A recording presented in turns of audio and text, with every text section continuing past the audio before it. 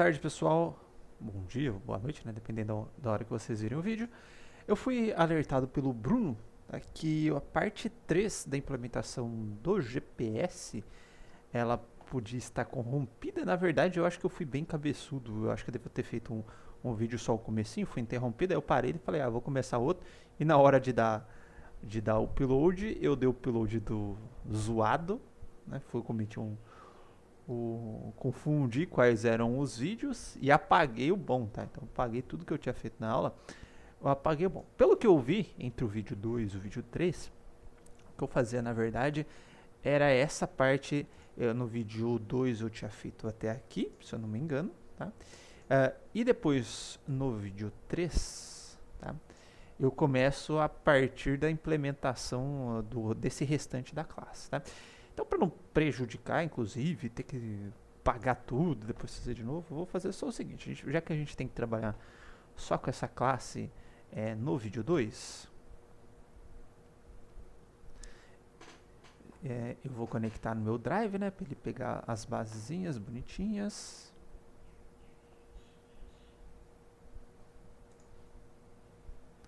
Ok. E essa classe aqui, eu vou lá para minha área de testes. Tá, vou colocar resto do programa. Eu vou criar só mais uma área de testes aqui.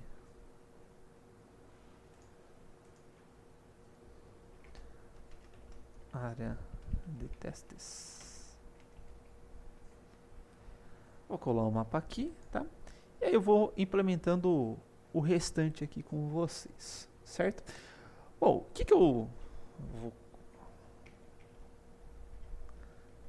Deixa eu comentar daqui para baixo. Bom, até esse momento aqui da classe, né? Então a gente tinha a classe mapa, o init, que é um dicionário de cidades, tá? Essa função aqui que é carregar cidades. Então, deixa eu copiar essa parte aqui para minha área de teste. Esse daqui não, meu filho. Vou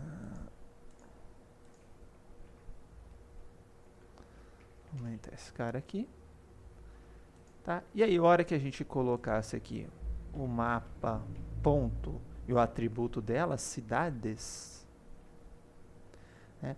A gente tinha um dicionário, né, cuja chave era cidade, e o valor era uma lista, tá, de cidades vizinhas. Só que a gente não implementou essa parte, a gente só fez essa parte aqui do carregar cidades ainda. Agora a gente vai fazer o do carregar cidades vizinhas, tá? Então a função que eu fiz aqui é o def carregar cidades vizinhas. Lembrando que todo atributo dentro de uma classe, dentro de uma função ou método dentro de uma classe é o self, tá? E depois eu vou receber um caminho, tá? Que vai ser o caminho das cidades vizinhas, tá? Esse path lista cidades vizinhas, então um path diferente desse daqui, que só contém as cidades. Opa. Aí o procedimento de abertura é o mesmo, né? Então, with open, o caminho que eu receber, modo apenas leitura, as arquivo, que é o nome que eu vou dar para o objeto do arquivo. Lembrando que eu posso fazer isso de maneira diferente, né? Eu posso ter o arquivo igual open caminho.r e fazer a manipulação. Só que depois eu tenho que dar o arquivo.close. Dessa forma aí a gente economiza o close do arquivo, tá? E o tratamento de sessão também. Então aí eu vou ler todas as linhas do arquivo, que eu vou chamar aqui de vizinhos, ou vizinhança, que eu tinha chamado, sabe? Vizinhança, arquivo.readlines.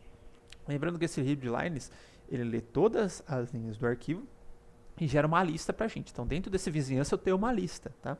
Eu tenho um iterável. Então com isso eu consigo percorrer este iterável, tá? Então vizinho em vizinhança, com o for aprimorado. E aí o que a gente vai precisar fazer é o seguinte, ó, deixa eu só abrir aqui esse arquivo aqui da lista dos vizinhos.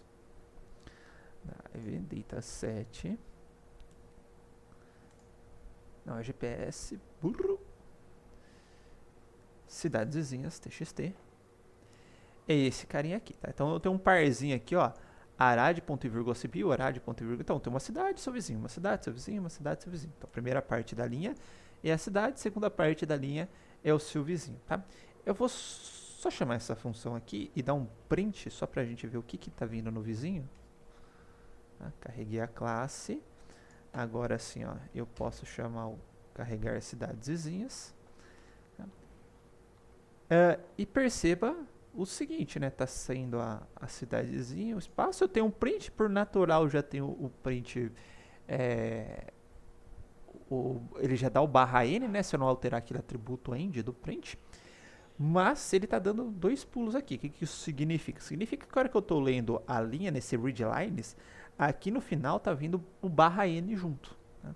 E aí o que eu vou fazer o que eu posso fazer para corrigir isso daí? Ou pegar uma substring, desconsiderando o último caractere, ou utilizar essa função aqui, que é o strip da string, tá? O strip, e aí você tem o lstrip, que é só para eliminar caracteres de espaçamento do começo, o rstrip, que é só do final, o strip, que é do começo e do final. Né? Então, todo caractere de espaçamento, se tiver espaço do lado direito da string ou do lado esquerdo, se for só o strip, /n, tabulação, etc., ele elimina tudo isso daí. Tá? Então, nesse caso aqui, a gente vai utilizar o strip mesmo, ou pode ser o rstrip, nesse caso, tanto faz. Tá? Então, o vizinho, esse cara aqui, ó, ponto strip, aí eu elimino esse /n, só para vocês verem a diferença, né? Então, print, agora com linha limpa.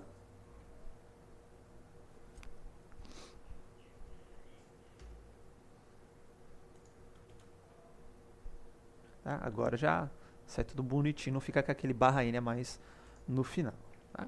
Então, beleza, dado isso, que eu tenho essa linha limpinha, eu tenho que pegar qual que seria a primeira parte, né, que é a cidade de origem e o vizinho dela.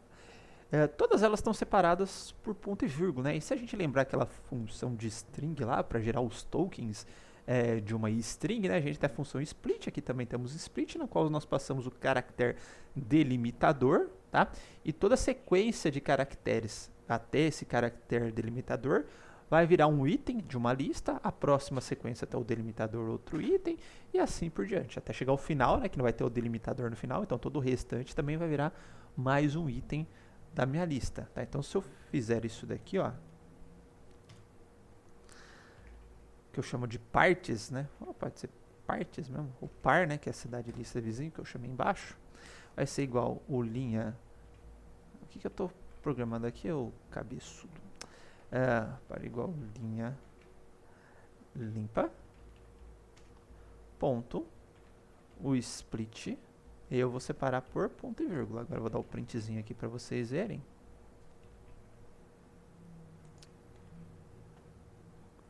Vou rodar isso daqui de novo. Tá? Agora, ó, perceba que a hora que eu dei esse print aqui no par, ó, é uma lista, tá? O primeiro elemento da lista seria o primeiro elemento da linha, segundo elemento da lista, o segundo elemento da linha. Bom, continuando, eu sei que então, dentro desse primeiro elemento aqui do par, é a cidade de origem, né? Que é onde eu tenho a chave do meu dicionário. E o segundo elemento, tá? É o destino, vamos dizer assim, é a minha cidade vizinha. É onde eu vou pegar e vou inserir, tá? Aquela cidade na lista de cidades vizinhas do dicionário. Percebe que a hora que a gente dá o self cidades, né, é um mapeamento, ó, onde a chave é a cidade, que seria esse par item 0 aqui, o elemento 0 do par. E o segundo elemento eu vou dar um append nessa listazinha aqui da cidade, tá? Porque eu vou ter um mapeamento entre a cidade de origem, vamos dizer, uma lista de cidades vizinhas. Para fazer isso é muito fácil, ó. Eu vou pegar até de maneira mais simplificada, ó, o meu self cidades, tá? Lembrando que para recuperar um valor de um mapeamento, né, é entre chaves, e esse valor, quem que é esse valor aí? É o meu par 0, certo? Então isso me retorna uma lista, tá? Que é essa lista aqui, ó. A hora que eu fiz aquele cidades par 0, vamos supor que o par 0 seja Arad, ele vai me retornar esse carinha aqui. A lista, nesse caso, está vazia, né? Mas se tiver mais elementos, vai retornar essa lista de elementos. E uma vez que eu tenho a lista, para eu atarracar um elemento nessa lista, adicionar mais um elemento, vai ser o append. Append de quem? Do par 1, né? Que é essa outra cidadezinha, que seria a cidadezinha vizinha. Certo? Então, com isso aqui, nós temos o nosso carregar cidades vizinhas. Vamos só fazer um testezinho aqui, ó. Mapa, carregar cidades vizinhas. Agora eu vou pedir o mapa.cidades, tá? Já mudou. Então, Arad, todos os vizinhos de Arad, Bucareste, todos os vizinhos de Bucareste, Craiova, todos os vizinhos de Craiova, e assim por diante, ok? Então, temos essa parte aqui de cidades, carregar cidades vizinhas implementada, tá? E por fim, tá? Eu gerei essa função, ou eu fiz dessa função aqui, que é o def gerar sucessores self cidade, tá? E a única coisa que eu faço nessa função aqui é dar o return self cidades. E qual cidade que eu estou passando? O que eu faço? Daqui eu retorno a lista da cidade, tá? Porque, mas por que você fez uma função? Você não acessa direto o self cidades e passa a cidade? Para ficar, vamos dizer assim, bem naqueles moldes lá do estado que a gente viu na busca, né? Então ele tem que gerar quais são seus sucessores, escolher uma ação e etc. Então eu tenho a função aqui de gerar sucessores, tá? Se por acaso eu tiver um outro problema, eu também vou ter a função gerar sucessores, eu só mudo quais são, o que são os sucessores do meu problema. Então o molde do meu problema de busca, tá? Sempre vai ter eu sei que ele sempre vai ter um gerar sucessores, por exemplo. Aí eu vou pegar sempre o mesmo método de busca, sempre chamando essa função gerar sucessores, tendo um comportamento polimórfico nesse caso, tá? Então só pra gente ver se gerar, return